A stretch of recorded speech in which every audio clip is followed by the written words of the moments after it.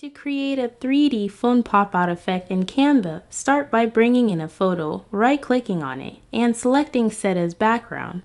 Go to Elements and choose a phone frame to add to your canvas.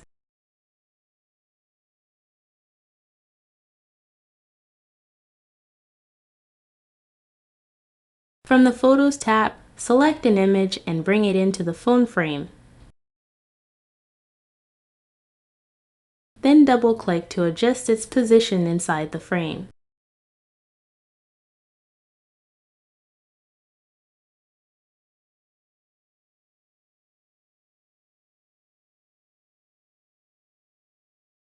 Bring in the same photo again. Align this image with the original inside the phone frame so they match perfectly.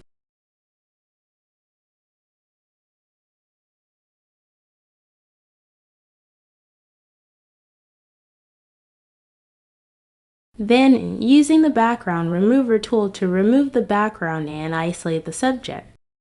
Next, crop the cutout as needed to create the illusion that the subject is popping out of the phone screen.